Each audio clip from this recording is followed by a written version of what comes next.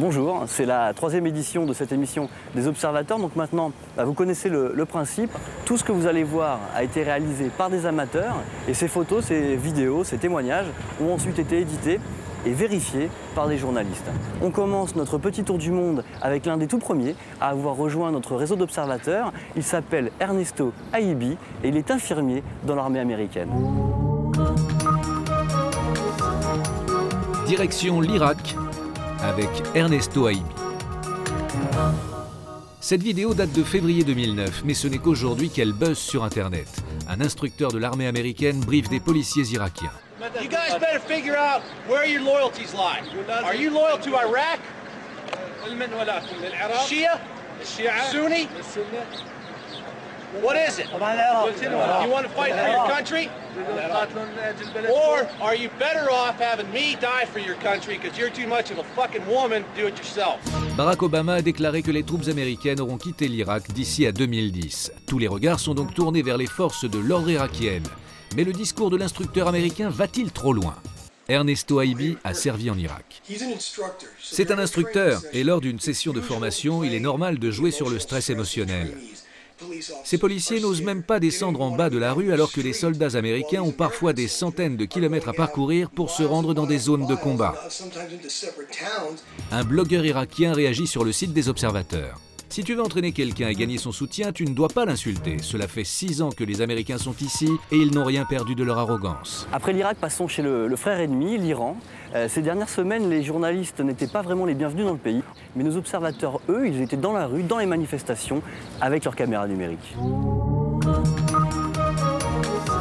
En route pour Téhéran, en Iran, avec Hani.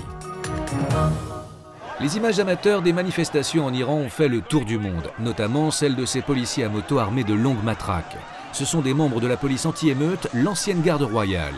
Ils seraient une dizaine de milliers dans la capitale. Notre observatrice s'est retrouvée face à la police anti-émeute pendant la manifestation. Elle est parvenue à nous envoyer son témoignage par Internet, malgré la censure exercée par les autorités. Hani est étudiante à Téhéran. Les gens sont descendus dans les rues pour demander la liberté. Notre démarche était pacifique, mais la police anti-émeute a attaqué avec des bâtons et même des pistolets. Nous n'avions que des pierres. Avec notre prochain observateur, nous allons encore voir des coups de matraque, mais cette fois, ça se passe au Zimbabwe. Départ pour le Zimbabwe à Harare, avec Rob Ellis. La police zimbabwéenne est connue pour ses méthodes musclées. Elle ne traite pas mieux ses propres recrues.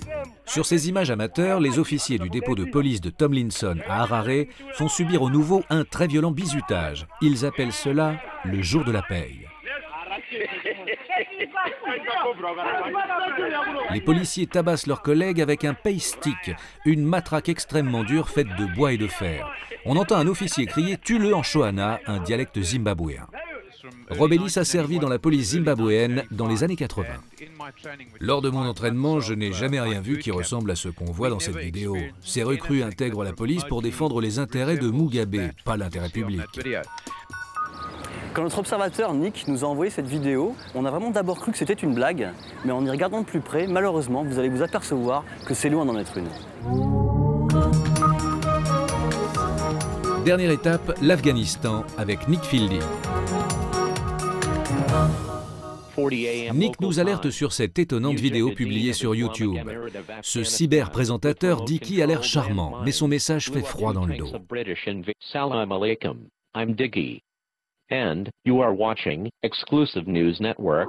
7 NATO invaders terrorists killed in Kandahar, Tuesday morning, May 26, 2009, at approximately 6:30 a.m. local time. Nick nous raconte. Ces vidéos sont postées sur YouTube par un certain Resist 2 Exist.